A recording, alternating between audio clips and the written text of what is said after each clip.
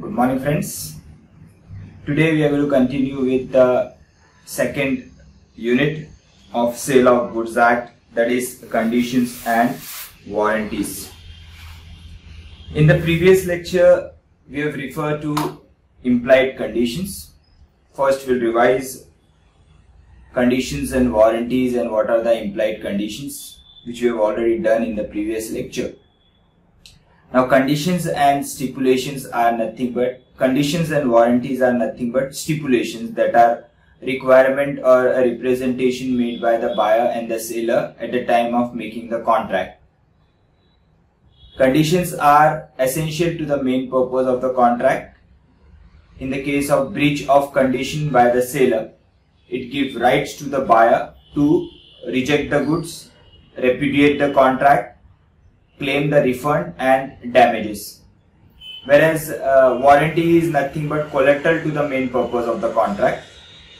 In the case of breach of warranty by the seller, it gives right to the buyer to claim for damages, but in the case of breach of warranty, he cannot repudiate the contract. Then we have seen that conditions or warranties expressly buyer and seller के बीच में decide होगा. They are representation made by the seller to the buyer, they are requirement made by the buyer to the seller, and such express requirement or express representation may form part of the contract, and such express stipulation will be called as an express condition or express warranties. However, there are certain conditions they are implied by law. Law says that whenever there is a sale, there are certain implied conditions by law will be transferred from the seller to the buyer, and it should have, in the case of a sale, that means goods के अंदर वो चीज possess होना चाहिए. It is called as an implied by law. What are the implied conditions we have referred yesterday? It was implied conditions where condition has to title. Second one was condition as to description. Third one was condition has to sample. Fourth one was condition as to sample as well as description. Fifth one was condition as to quality or fitness for buyer purpose. This particular word is very important, for buyer purpose. And last one was condition as to mercantility, and one more, condition as to wholesomeness. तो ये 7 categories we have refer under implied conditions. Condition as to title means what? Whenever there is a sale, the ownership will be transferred from the seller to the buyer. It is implied by law. Condition as to description in the sense, if the buyer has not seen the goods and seller makes a description about the goods and sell it to the buyer, then that particular good should comply with the description given by the seller. If that goods does not comply with the description, then the buyer is entitled to repudiate the contract. Then there is a condition as to sample. Whenever the sample is shown by the buyer to the seller and bulk of goods are ordered, then it is a duty of the seller to supply the bulk of goods which should correspond with the sample.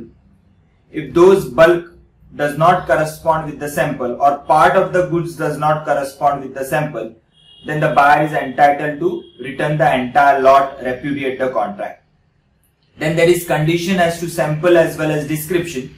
When there is both the things, that means the buyer has shown the sample as well as he has given the description, then in that circumstances, the goods should correspond with both sample as well as description. If the goods corresponds only with the sample and not with the description, or only with the description and not with the sample, then again the buyer will be entitled to repudiate the contract. Then condition as to quality or fitness for buyer purpose, in the sense that where the buyer has given a specific purpose to the seller, then it is a duty of the seller to supply the goods which should be fit for the buyer purpose.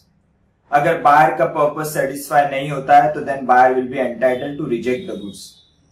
However, if the buyer has not disclosed the purpose, then those goods should comply with the local requirement. That means it should be normally fit for normal use.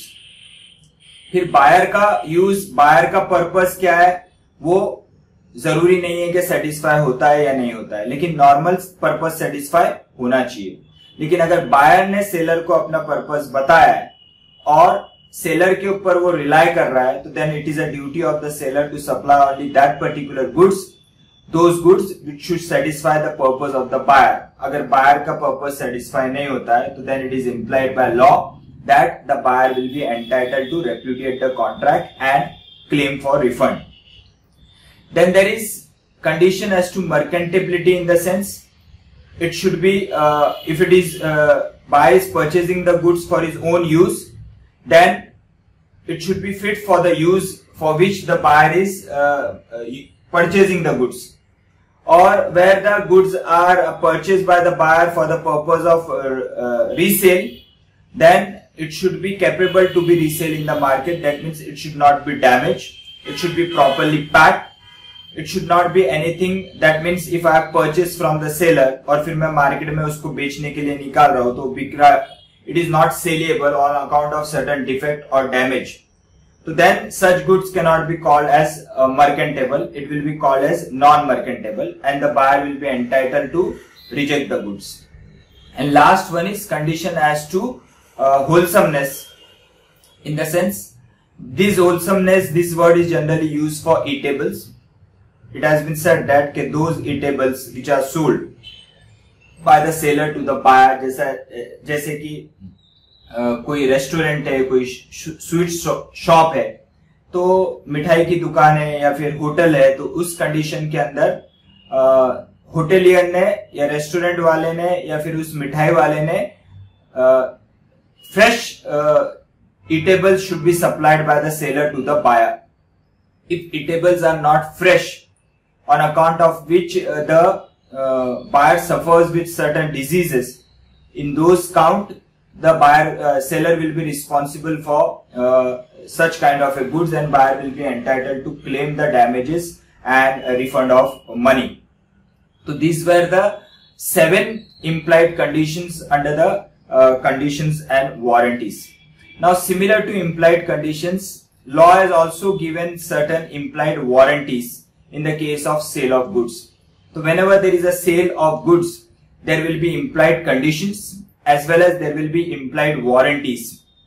Implied warranties, we will just revise, we will just go through what are the implied warranties. जैसे implied conditions है कि law ने बोला है कि इन conditions को discuss करने की जरूरत नहीं है. लॉ ने ये कंडीशंस हर एक कॉन्ट्रैक्ट ऑफ सेल में ऑलरेडी इनपुट किए, इनकलकेट किए. तो सेलर ना तो बायर को ये चीज बोलेगा, ना बायर सेलर को ये चीज पूछेगा.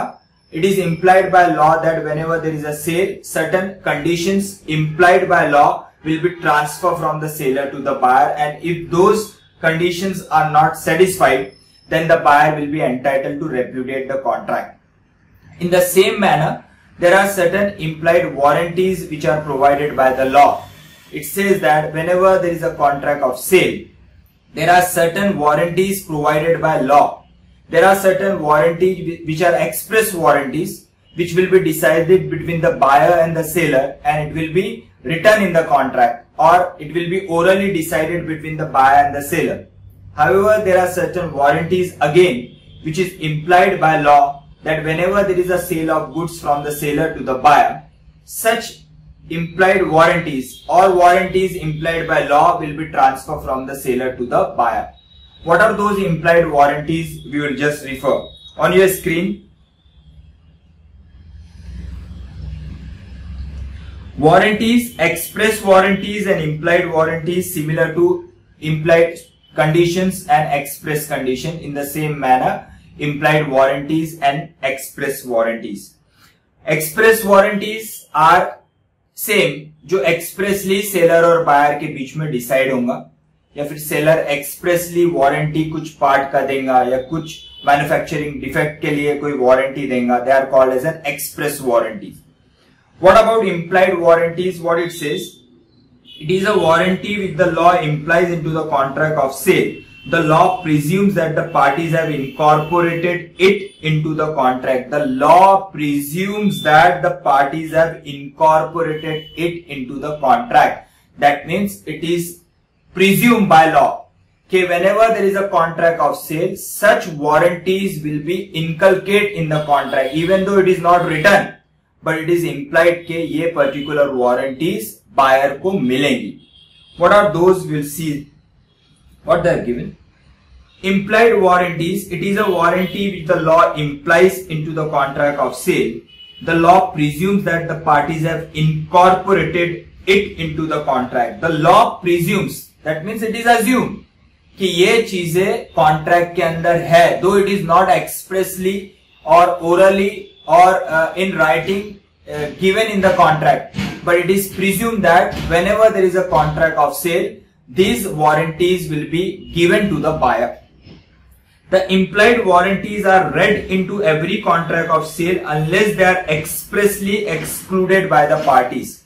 However, if such implied warranties has to be removed, then it should be expressly stated in the contract. यानी अगर कोई वारंटी लॉ ने बायर को दी है लेकिन सेलर वो वारंटी नहीं देना चाहता है, तो वो वारंटीज को एक्सप्रेसली कॉन्ट्रैक्ट के अंदर लिखना पड़ेगा और फिर बायर और सेलर डिसाइड करेगा. सेलर बोलेगा कि ये warranty though it has been given by law लेकिन मैं आपको नहीं दे सकता हूं, तो then that particular warranty will not be transfer from the seller to the buyer. Otherwise every warranty which is given by law will be transferred from the seller to the buyer. In case of conflict between the express and implied warranty, the express term shall prevail and the implied term shall not be considered.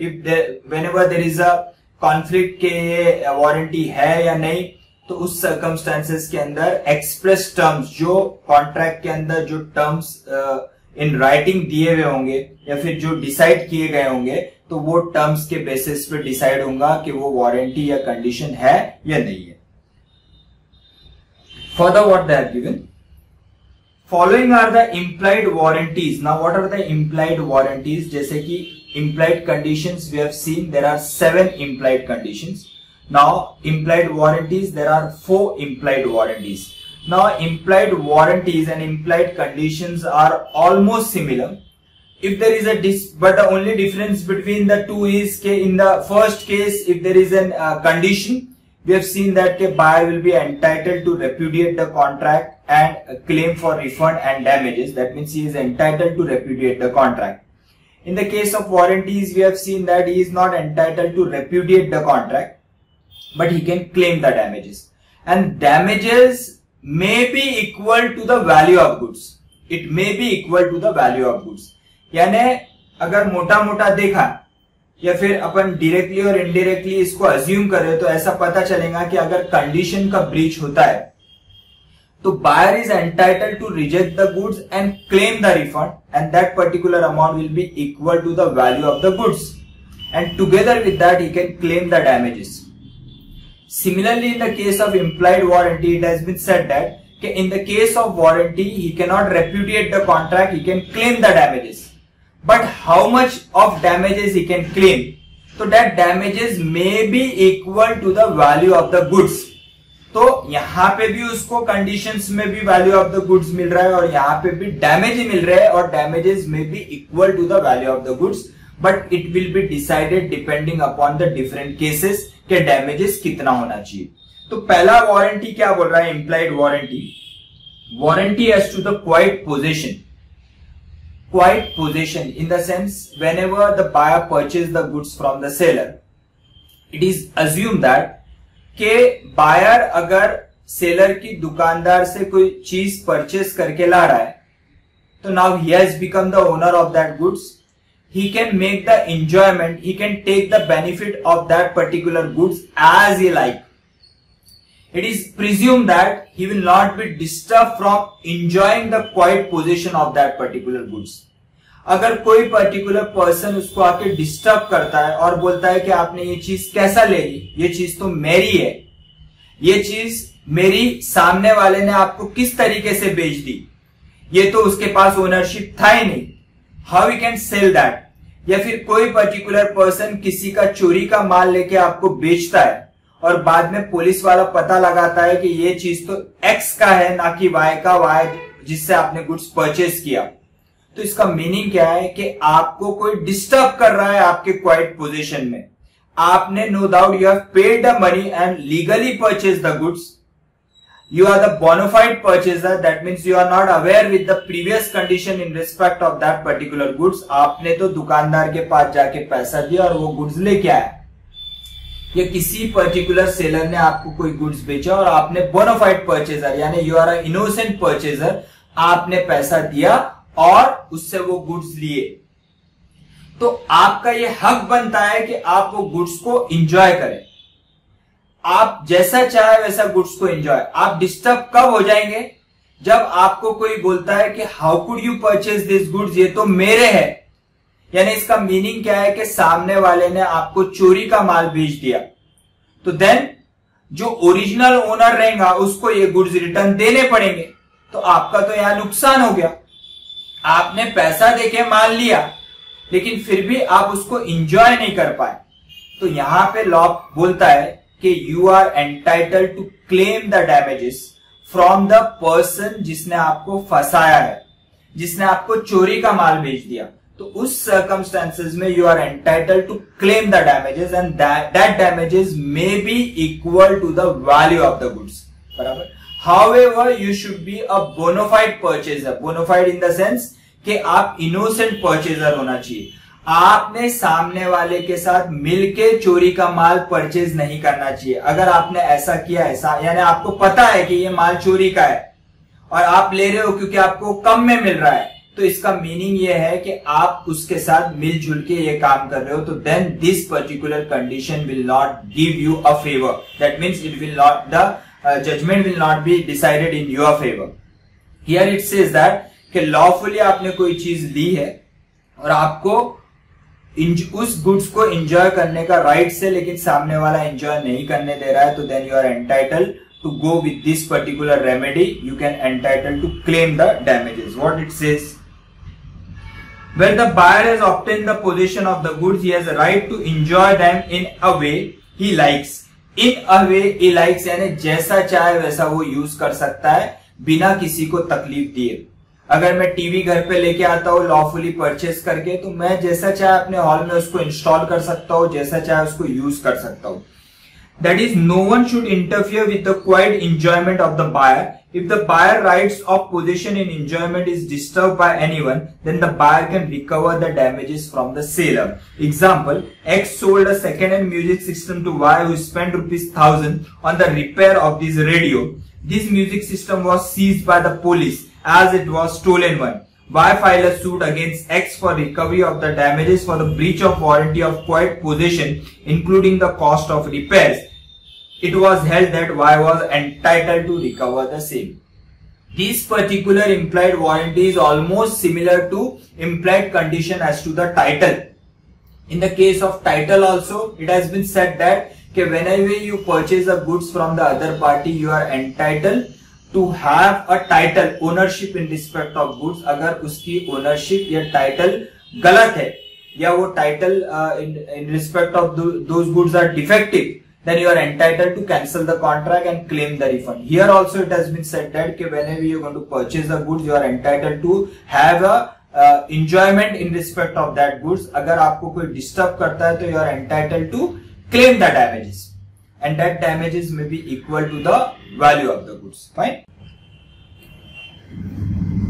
So first one is warranty as to quiet possession। warranty as to quiet possession का meaning क्या है कि whenever you lawfully purchase the goods from a seller, you are entitled to have an enjoyment in respect of those goods। If that particular possession or enjoyment is disturbed by a third party, then you are entitled to claim the damages from the seller जिसने ये fraud किया है या आपके साथ deceit किया है। Second क्या बोल रहा है, warranty as to free from encumbrance। warranty as to free from encumbrance का meaning क्या है कि in every contract of sale there is an implied warranty that the goods sold shall be free from any charge. In the sense that कि whenever you purchase a goods from an outsider, it is assumed that कि वो goods सामने वाले seller ने किसी के पास pledge already ना की हो. Pledge in the sense गिरवी ना रखे हो सकता है कि वो पर्टिकुलर गुड्स वो सेलर ने किसी और के पास गिरवी रखे इन द सेंस वो किसके पास प्लेज रख के उस पर कुछ पैसा लोन लिया है. तो in that circumstances that seller can not sell that particular good जिसको सामने वाले लेंडर के पास प्लेज रखा है. अगर सपोज एक particular just think about property. I have kept this particular house as a security with the banker and obtained 50 lakh rupees as a loan from the bankers. ये property मैंने bank के पास गिरवी रखी है और उनसे 50 लाख रुपए लोन लिया है. तो क्या ये प्रॉपर्टी मैं किसी को सेल कर सकता हूं? बिल्कुल नहीं कर सकता हूं, क्योंकि अगर मुझे सेल करना है तो मुझे पहले लेंडर दैट मीन्स बैंकर का कंसेंट लेना पड़ेगा. बैंकर कंसेंट जब भी देगा जब बैंक के 50 लाख रुपए मैं चुकाऊंगा. Without that I can not sell that particular property. या फिर किसी और को प्रॉपर्टी देता हूं with the consent of the banker, तो that particular buyer is going to give 50 lakh rupees first to the bankers. Bankers उस पे से अपना गिरवी इनकम्बरेंस हटाएगा and then I am going to get the balance amount. तो यहां पे बोला है कि warranty has to free from encumbrance in the sense that कि जब भी सेलर कोई चीज किसी को बेचता है तो इट इज अज्यूम दैट कि वो चीज उसकी खुद की है और उस चीज के ऊपर उसने किसी से लोन ना लिया हो. अगर उसने लोन लिया है तो वो चीज को सेल नहीं कर सकता है. अगर suppose I purchase a goods from you और आपने मुझे बिना बताया, मुझे बताया नहीं कि वो चीज ऑलरेडी किसी के पास गिरवी रखी है और आपने उसका कंसेंट लिए बिना मुझे वो चीज बेच दी, तो वो पर्सन मेरी गलती पकड़ेगा और मुझे बोलेगा कि आपने ये चीज कैसे परचेज की, ये तो मेरे पास गिरवी रखी थी. तो मैं अपने आप को किस तरीके से छुटाऊंगा कि मैं वो लोन आपका रिपे कर दूंगा और वो लोन मैं किससे रिकवर करूंगा? आपसे रिकवर करूंगा, क्योंकि वो आपका लोन था जो मैंने रिपे किया है. तो यहां पे बोल रहा है warranty has to free from encumbrance in the sense that के law presumes that a seller when he sells the goods is free from any kind of a charge or pledge. What it says? If the possession of the buyer is disturbed due to such charge in favor of a third party, he can claim damages from the seller. A pledges his car with C for a loan of rupees 15,000. A pledges his car. A अपनी गाड़ी सी के पास गिरवी रखता है और उससे 15,000 रुपए लेता है and promises him to give its possession the next day. और क्या प्रॉमिस करता है कि गाड़ी आपके पास गिरवी रखी है और मुझे 15,000 रुपए का लोन दीजिए. और उसको प्रॉमिस करता है कि गाड़ी का पोजेशन मैं आपको कल दूंगा. आप 15,000 रुपए मुझे आज दे दो, लेकिन गाड़ी का पोजेशन मैं आपको कल दूंगा. कोई भी बहाना बता दिया है सामने वाले लेंडर को कि एक गाड़ी का आज मुझे थोड़ा काम है तो मैं काम कंप्लीट कर लेता हूं और फिर ये गाड़ी आपको कल मैं डिलीवर कर दूंगा.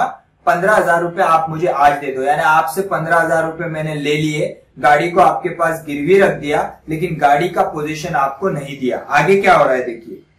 A then sells the car immediately to B who purchased it in good faith.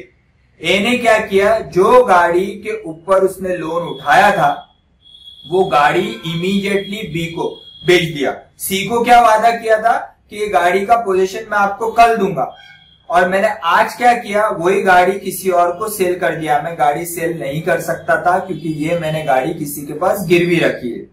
A then sells the car immediately to B who purchased it in good faith. That means he should be a bona fide buyer. उसको ये चीज के बारे में पता नहीं होना चाहिए कि इसने गाड़ी किसी के पास गिरवी रखी है. Without knowing the fact, B may either ask A to clear the loan or himself may pay the money and then file a suit against B for the recovery of the money with interest. तो B बेचारा bonafide buyer है, उसको पता नहीं है कि A उसके साथ क्या चालबाजी कर रहा है. तो बी ने वो गाड़ी ले ली, लेकिन सी को जब पता चला कि बिना उसके परमिशन से ए ने वो गाड़ी बेच दी है, तो सी विल कम टू बी और बी अपने आप को छुड़ाने के लिए वो लोन रीपे कर देगा and that loan can be recover from A.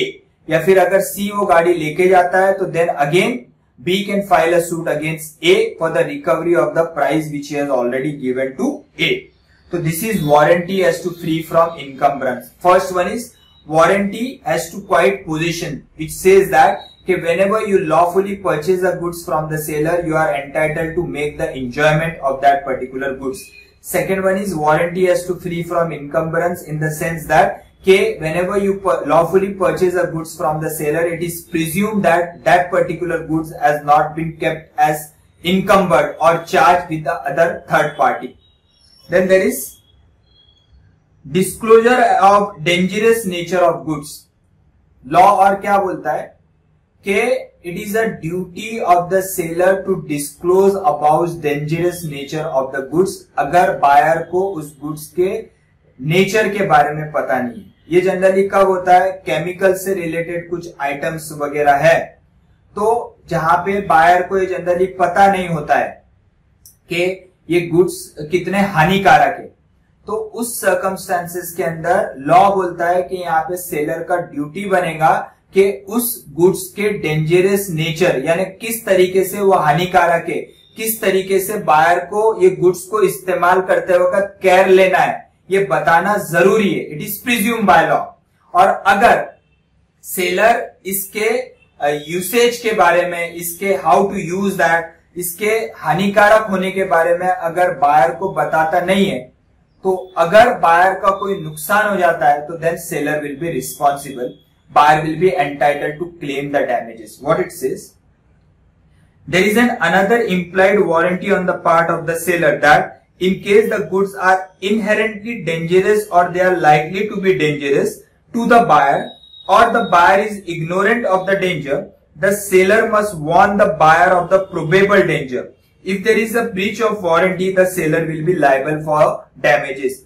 The seller must warn the buyer of the probable danger. That means यहाँ पे seller का ड्यूटी है कि बायर को वो वार्न करे कि ये गुड्स को आपको किस तरीके से यूज करना है, किस तरीके से यूज नहीं करना है। अगर वो ऐसा नहीं बताता है और उसमें अगर यूज करते वक्त या कोई भी वजह से बायर का लॉस हो जाता है, तो उस सर्कमस्टेंसेस में seller will be responsible.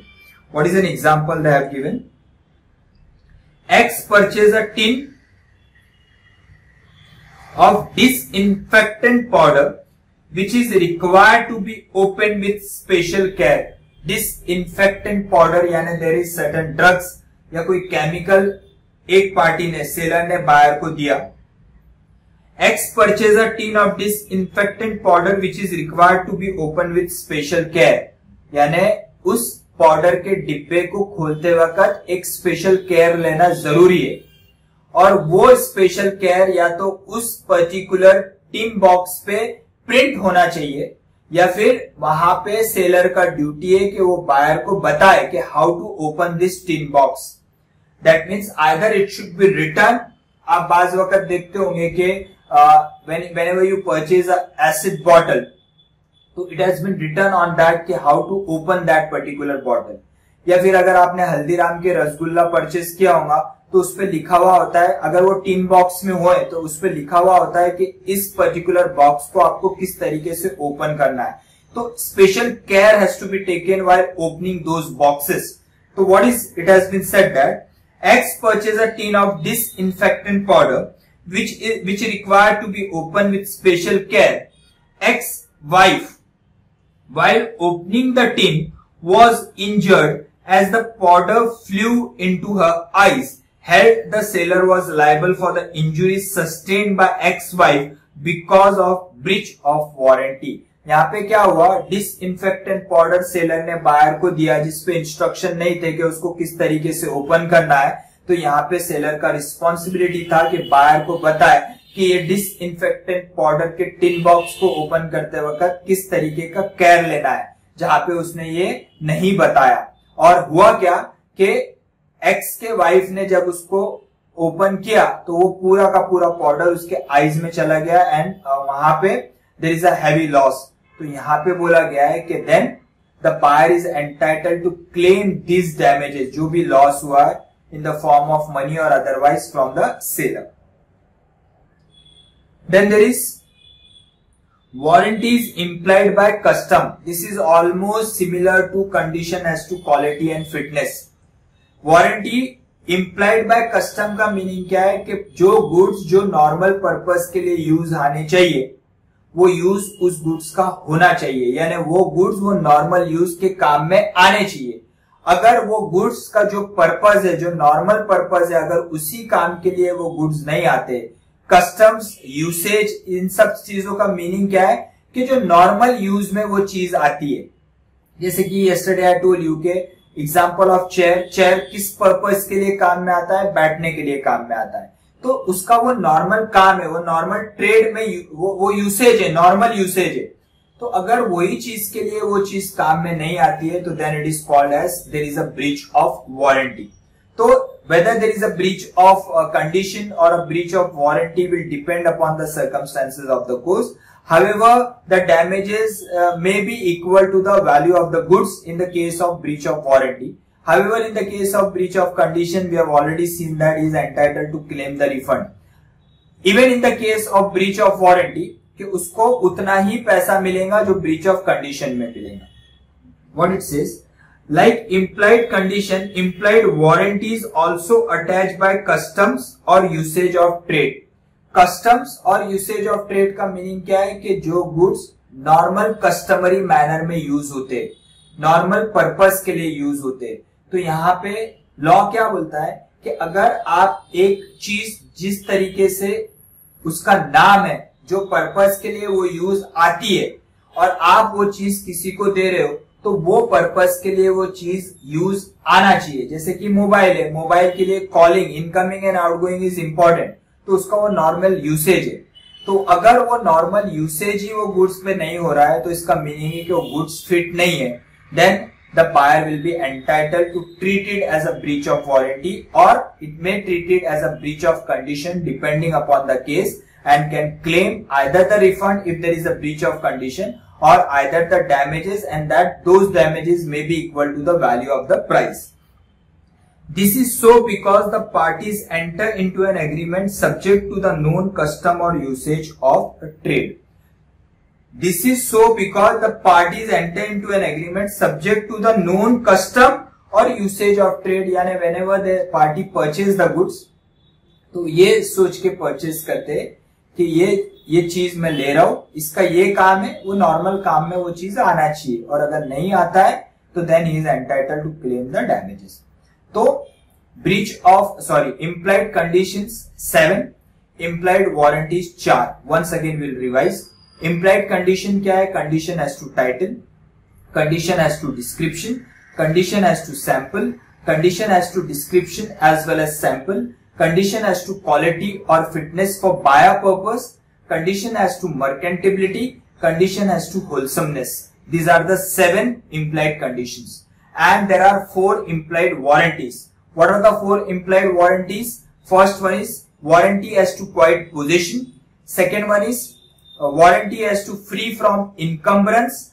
Third one is warranty as to disclosure of dangerous nature of goods, and last one warranty as to customs and usage of trade. So these are the 4 implied warranties. 7 plus 4, total 11 conditions and warranties you have to remember. Now the last topic under this unit is very important. The doctrine of caveat emptor. These particular words we have encountered under chapter 1 also. Caveat emptor. Now what is a caveat emptor? caveat emptor का meaning क्या है? Let the buyer beware.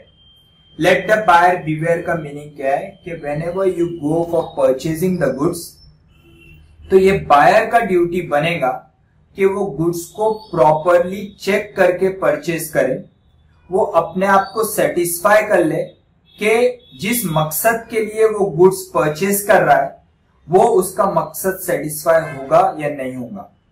अगर वो खुद के skills and judgement पे कोई चीज परचेज करता है, बाद में जाके अगर वो गुड्स उसके मकसद के लिए यूज नहीं आ रहे, या फिर उसमें कोई माइनर सा डिफेक्ट है, जो माइनर सा डिफेक्ट जो पेटेंट है, लेटेंट नहीं है, हिडन नहीं है, जो ऑर्डिनरी इंटेलिजेंस से आप देख सकते थे लेकिन आपने देखने की तकलीफ नहीं ली और आपने वो गुड्स परचेज कर लिए, और बाद में आके आपको वो माइनर डिफेक्ट दिखता है, या फिर वो गुड्स जो आपने परचेज करे वो आपके यूज में नहीं आ रहे, तो इस सर्कमस्टेंसेस में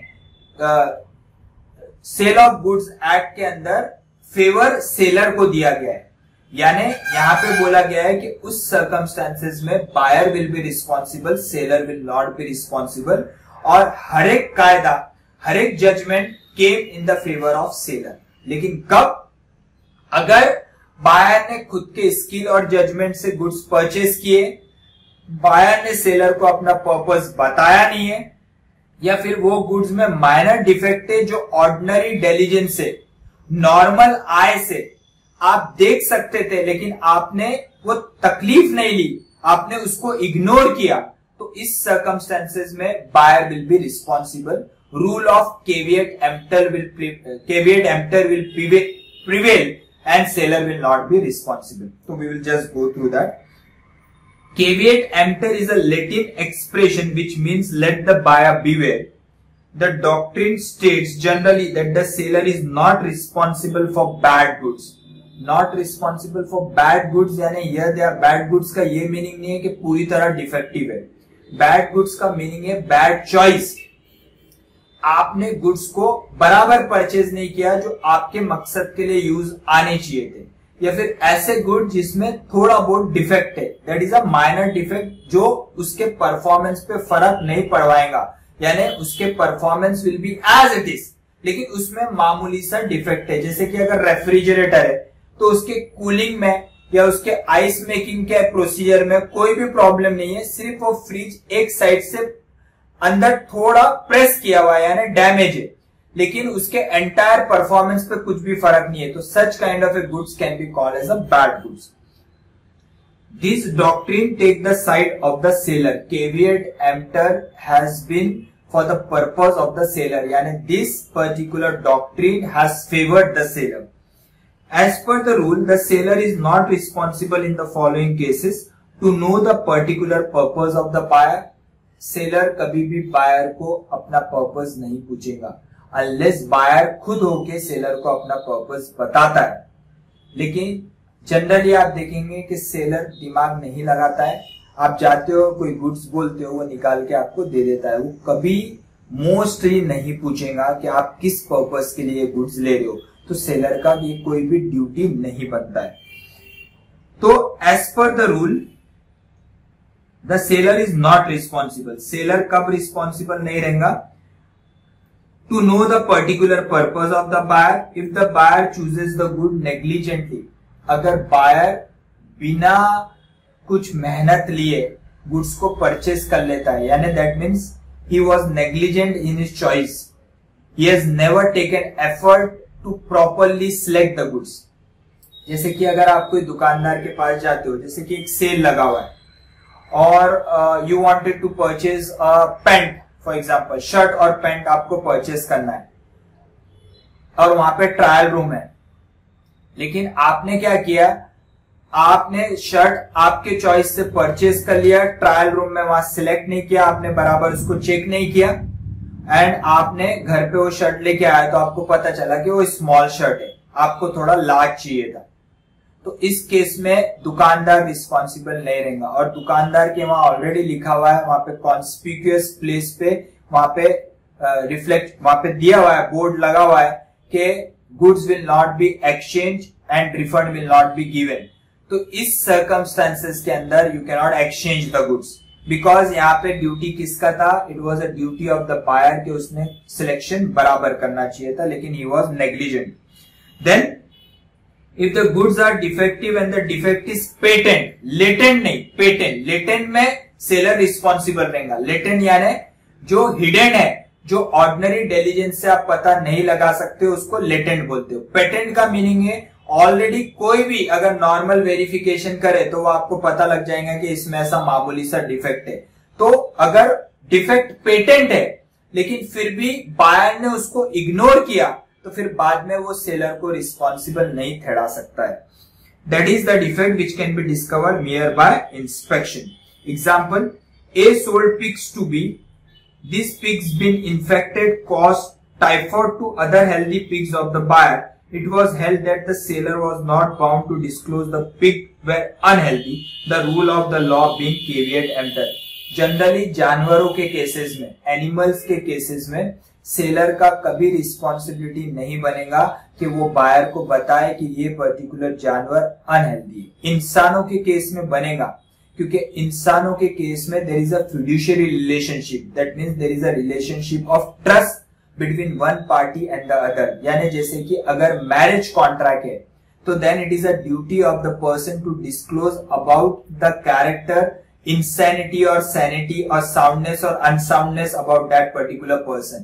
If the person is of unsound mind, और अगर आप किसी के साथ उसकी शादी करवा रहे हो तो वहां पे डिस्क्लोज करना पड़ेगा कि ये आदमी पागल है, और अगर नहीं करते हो तो then the person who has done this will be responsible. लेकिन ये जानवरों के केस में अप्लाई नहीं होता है। जानवरों के केस में ये बायर का ड्यूटी है कि अगर वो किसी से कोई जानवर परचेज कर रहा है तो बराबर वेटरनरी डॉक्टर से उसको चेक करवाए and then you should purchase that particular animal. अगर वो बिना चेक करे वो एनिमल को परचेज करता है तो फिर seller will not be responsible. This is a important judgment given by the court of law. Second one is A purchase a horse from B. A needed the horse for riding but he did not mention this fact to B. The horse is not suitable for riding but is suitable only for driven in the carriage. Caveat emptor rule applies here and so A can neither reject the horse nor can claim compensation from B. क्या बोला गया है कि horse आपको riding purpose के लिए चाहिए था, आपने ये फैक्ट सेलर को नहीं बताया। सेलर ये समझ रहा है कि आप टांगा चलाने के लिए ये पर्टिकुलर हॉर्स को परचेज कर रहे हैं, और सेलर का ये कोई रिस्पॉन्सिबिलिटी नहीं है कि वो बायर को पूछे कि वो हॉर्स क्यों परचेज कर रहा है।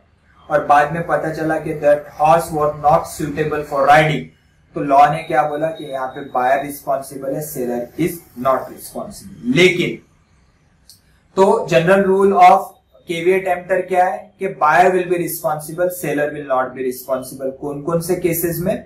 जहां पे बायर नेग्लिजेंटली बिहेव करता है, जहां पे बायर अपना पर्पस नहीं बताता है, जहां पे बायर गुड्स को चेक करने की तकलीफ नहीं लेता है। If the particular defect is patent which could be verified by ordinary eye but he has ignored that, he has not verified the goods, in those circumstances buyer will be responsible. Rule of caveat emptor will prevail. This is a general rule. लेकिन कुछ exception है जहां पे बोला गया है कि caveat emptor का रूल प्रिवेल नहीं होगा, सेलर रिस्पॉन्सिबल रहेगा। कौन कौन से केसेस में सेलर रिस्पॉन्सिबल रहेगा? We have already gone under implied conditions and implied warranties, जहां पे अपन ऑलरेडी देख चुके हैं कि सेलर कौन कौन से केसेस में रिस्पॉन्सिबल रहेगा। वही चीज यहाँ पे भी आएगी। यहाँ पे क्या बोला है? केविएट एम्प्टर का रूल क्या है कि बायर इज रिस्पॉन्सिबल, लेकिन उसके एक्सेप्शंस में क्या बोला गया है कि कुछ कुछ केसेस के अंदर सेलर विल बी रिस्पॉन्सिबल। क्या बोला है? Where the buyer specifies the particular purpose for which the goods are required. Very simple. अगर बायर खुद होके माल ले लेता है, गुड्स ले लेता है, तो वो रिस्पॉन्सिबल। लेकिन जहां पे बायर ने अपना मकसद सेलर को बताया है कि किस मकसद के लिए वो गुड्स ले रहा है, तो वहां पे सेलर का रिस्पॉन्सिबिलिटी बनेगा कि बायर को वो वही गुड्स दे जो बायर मांग रहा है, जो उसके पर्पस को सेटिस्फाई कर सके। अगर वो गुड्स नहीं देता, वो गुड्स ऐसे नहीं देता है जो बायर का पर्पस सेटिस्फाई करे, तो we have already seen this under implied condition as to quality and fitness, implied condition as to description. We have already seen that कि वहां पे बोला गया है कि बायर ने अपना मकसद बताया है तो सेलर ने वही चीज बायर को देनी चाहिए, और अगर वो चीज बायर का पर्पस सेटिस्फाई नहीं करती है तो then the seller will be responsible for breach and buyer will be entitled to repudiate the contract what it has been given. An order was placed for some trucks to be used for heavy traffic in hilly country. The trucks supplied by the seller were unfit for this purpose and broke down. There is a breach of condition. There is a breach of condition. ये already देख चुके हैं अपन breach of condition के case में. Fine. तो some more example just to go through that. और कौन कौन से केसेस के अंदर seller will be responsible, caveat emptor का रूल अप्लाई नहीं होगा. Where the buyer relies on seller skills and judgment. Buyer seller के स्किल और जजमेंट पे रिलाई कर रहा है. वो बोल रहा है, बायर बोल रहा है कि मुझे इसमें नॉलेज नहीं है, आई am not a technical person, I am not a engineer, I am not expert in this. आप मुझे गाइड करिए कि मेरे लिए कौन से पर्टिकुलर गुड्स यूजफुल रहेंगे. जैसे कि I have given you the example of air condition कि I have just disclose the fact to the seller that मुझे 400 स्क्वायर फुट के हॉल में एसी इंस्टॉल करना है and I am not a technical person. You guide me कि कौन से particular AC 400 square foot के हॉल में सुटेबल रहेगा. तो then it is a duty of the seller कि उसको प्रॉपरली गाइड करें. Where there is a contract of sale by sample, the rule of caveat emptor will not apply if the goods does not correspond with the sample. ये already देख चुके हैं condition has to sample कि whenever buyer sample बता के goods purchase करता है तो वहां पे seller का ड्यूटी है कि वो bulk of goods should correspond with the sample. तो यही चीज बोला गया है कि अगर buyer ने sample seller को बताया है तो सेलर का ये ड्यूटी है कि जो भी गुड सप्लाई करेगा वो सैंपल को करस्पॉन्ड करना चाहिए. वो क्वालिटी, क्वांटिटी, व्हाटएवर सेट, तो it should be equal to that. If अगर वो बल्क ऑफ गुड्स क्वालिटी को सेटिस्फाई नहीं करते, सैंपल्स को सेटिस्फाई नहीं करते, तो then the seller will be responsible. Similarly when the goods are bought by description, the goods shall correspond with the description. Same thing when the goods are sold by description then और goods are bought by description. अगर seller ने description दिया है या फिर buyer ने description seller को दिया है और गुड्स परचेस कर रहा है तो then it is a duty that those goods should correspond with the description. If the goods are bought both by sample as well as description, this rule will not apply if the goods does not correspond with both sample and description. Similarly, condition has to sample as well as description. अगर sample और description दोनों भी चीजें जरूरी है तो उस case के अंदर good should correspond with both. अगर गुड्स करस्पॉन्ड नहीं करता है तो केविएट एम्प्टर का रूल अप्लाई नहीं होगा, seller will be responsible. There is an implied condition that the goods shall be of merchantable quality. ये भी we have refer under condition as to merchantable quality, यानी वो नॉर्मल यूज के लिए वो गुड्स आने चाहिए और अगर वो मार्केट में सेल करने के लिए आप गुड्स ले रहे हो तो वो सेलेबल कंडीशन में होनी चाहिए. और अगर सेलेबल कंडीशन में नहीं है तो देन केविएट एम्प्टर का रूल अप्लाई नहीं होगा, seller will be responsible. Next, when the seller actively conceals some defect in goods so that the same could not be discovered by the buyer on reasonable examination, then the rule of caveat emptor will not apply. Seller ने damage को इस तरीके से छुपा लिया है कि buyer को उस डैमेज के बारे में पता ना चले.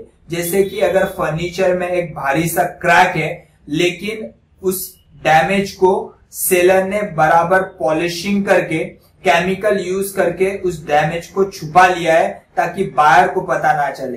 तो इस सर्कमस्टेंसेस में अगर वो बाद में पता चलता है तो सेलर रिस्पॉन्सिबल रहेगा एंड केविएट एम्प्टर का रूल अप्लाई नहीं होगा. When the goods are purchased under some brand name, generally whenever you purchase a goods under the brand name, then उसमें seller is not responsible. तो वहां पे caveat emptor का rule apply होगा. जैसे कि अगर आपने कोई सैमसंग का रेफ्रिजरेटर परचेज किया बिना कोई डिस्कस करे और बाद में आपको पता चल रहा है कि मेरे तो एक्सपेक्टेशन ऐसे थे लेकिन ये पर्टिकुलर फ्रिज ये पर्पस को सेटिस्फाई नहीं कर रहा है तो सेलर रिस्पॉन्सिबल नहीं रहेगा. लेकिन अगर ब्रांड नेम फ्रॉडुलेंट है, यानी सैमसंग का आपने रेफ्रिजरेटर परचेज किया लेकिन वो सैमसंग ब्रांड फ्रॉडुलेंट दिया हुआ है, यहाँ पे चीट किया है, तो उस केस के अंदर सेलर विल बी रिस्पॉन्सिबल. या फिर यहाँ पे ये भी मान ले सकते हैं कि अगर आपने कोई पर्टिकुलर चीज परचेज की जो उसके नेम से उसके यूसेज को डिसाइड करती है, उसके नेम से उसके यूसेज को डिसाइड करती है। जैसे कि if you are purchasing a refrigerator, then law says that कि रेफ्रिजरेटर का जो नॉर्मल यूसेज है, रेफ्रिजरेटर का नॉर्मल पर्पज है कूलिंग और making ice, then that particular purpose should be satisfied. If that purpose is not getting satisfied, then the seller will be responsible. Caveat emptor का rule apply नहीं होगा। और last क्या बोला गया है, when the seller sells the goods by making some misrepresentation or fraud and the buyer relies on it, and when the seller actively conceals some defect in the goods that the same could not be discovered by the buyer on a reasonable examination, then the rule of caveat emptor will not apply. In such a case, the buyer has a right to avoid the contract and claim the damages. यानी अगर seller का objective ही cheating करना है या फिर वो innocently cheating हो गई, यानी वो मिसरिप्रेजेंटेशन अगर है, तो ये दोनों केसेस में इंटेंशनली या unintentionally, that is if there is a misrepresentation, और if it is intentionally done, then it is a fraud. In both the cases, we have also referred under the Indian Contract Act. In the case of free consent, कि अगर misrepresentation and fraud है तो contract is voidable at the option of the aggrieved party. In the same manner here also, if there is a fraud and misrepresentation in case of sale of goods, the contract will be voidable at the option of the buyer. तो यहाँ पे भी caveat emptor का rule apply नहीं होगा, seller will be responsible. तो in today's lecture we have studied about implied warranties. Implied warranties में क्या बोला गया है कि लॉ के हिसाब से कुछ चीजें सेल ऑफ गुड्स में इनकलकेट होनी चाहिए, इंक्लूड होती है और वो बायर को मिलती है, और अगर उसमें ब्रीच होता है तो seller will be responsible. Once again will revise the entire unit. Conditions and warranties. Condition and warranties are stipulation, representation, requirement. Conditions and warranties. Condition का मीनिंग क्या है, essential to the main purpose of the contract. Warranties are collateral to the main purpose of the contract. If there is a breach of condition, in that case buyer will be entitled to repudiate the contract, claim the refund, claim the damages. In the case of breach of warranty, buyer will be entitled to only claim the damages, but he cannot repudiate the contract. Then we have seen that there are certain implied conditions by law. There are 7 implied conditions. First one is condition as to title, condition as to description, condition as to sample, condition as to description as well as sample, condition as to quality or fitness, condition as to merchantable quality, and last one, condition as to wholesomeness. Similarly, as per law, there are certain presumption as regards to warranty. There are certain presumed warranties given by the seller to the buyer. What are the implied warranties? Warranty as to quiet possession, warranty as to free from encumbrance, warranty as to disclosure of dangerous nature of goods, warranty as to usage or custom. That means it should be fit for normal use, और as per the customs और tradition जो goods जो use के लिए आते हैं वो goods वो यूज के लिए आने चाहिए. That is implied warranty as regards to custom. Last topic under this is caveat emptor. Caveat emptor क्या बोलता है कि बायर का रिस्पॉन्सिबिलिटी है कि whenever he purchase the goods he should properly verify the goods. Seller का कोई responsibility नहीं बनेगा and buyer will be responsible. Buyer will be responsible अगर वो नेग्लिजेंटली गुड्स परचेस करता है, या फिर वो डिफेक्ट जो पेटेंट है उसको इग्नोर करता है, या फिर बायर अपना पर्पस सेलर को नहीं बताता है और बाद में वो गुड्स उसके पर्पस के लिए यूज में नहीं आते. लेकिन इसके कुछ एक्सेप्शंस दिए गए जहां पे बोला गया है कि केविएट एम्प्टर का रूल अप्लाई नहीं होगा and seller will be responsible. कौन कौन सी चीजें, वही सब चीजें वो कवर कर रहा है जो इम्प्लाइड कंडीशंस में दी गई है. Such as implied condition has to description, implied condition has to quality or fitness for buyer purpose, implied condition has to sample, implied condition has to sample as well as description. तो ये सब चीजों में क्या बोला गया है कि यहाँ पे सेलर रिस्पॉन्सिबल रहेगा और buyer will not be responsible. That means caveat emptor का रूल अप्लाई नहीं होगा. I hope you have understood the concept of conditions and warranties. Still, if you have any doubt, please ping me. Bye everyone.